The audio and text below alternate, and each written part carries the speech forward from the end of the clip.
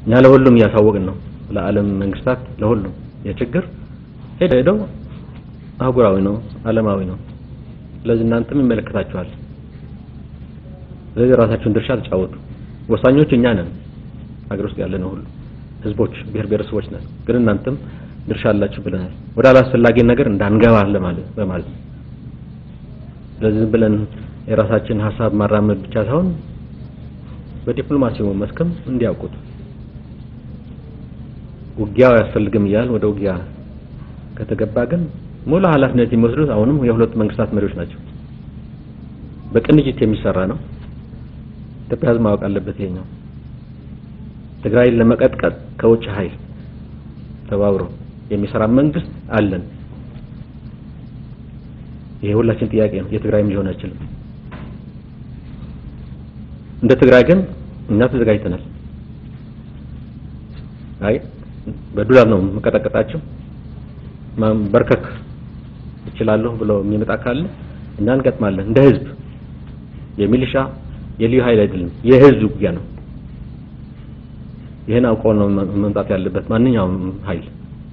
የፈለገ መሳሪያ የፈለገ እንትን ቢኖረው ሊያሸንፈን አይችልም ትግራይ መቀበሪያ ናት የአድሃሪ ኃይል እኛ ለመብታችን ነው የቆምነው ለዓላማችን ነው የቆምነው ይሄንን ደፍራለሁ ያለ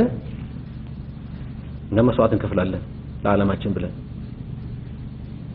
ማሸነፋችን ደግሞ አይቀርም ይሄ ተወቀን ድሮም የታወቀን አሁን የሚታወቀን የፈለግነው መስዋዕት ከፍለን የፈለገው መስዋዕት የሚጠይቀው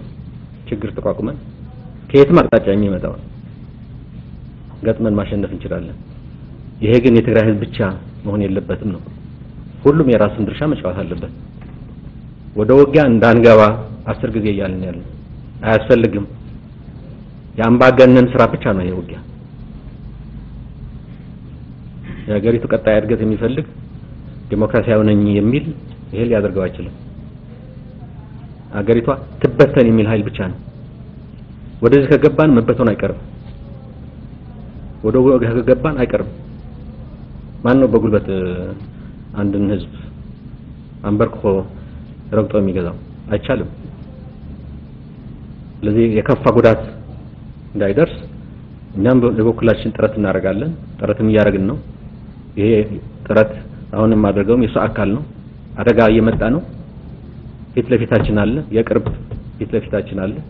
ይሄ ነገር እንዲቀር ሁላችንም ጥረት እናደርግ ከገባንበት ግን መጨረሻው ከፍተኛ አደጋ ለትግራይ ብቻ አይደል ሀገር እንደሚተርፍ መታወቅ አለበት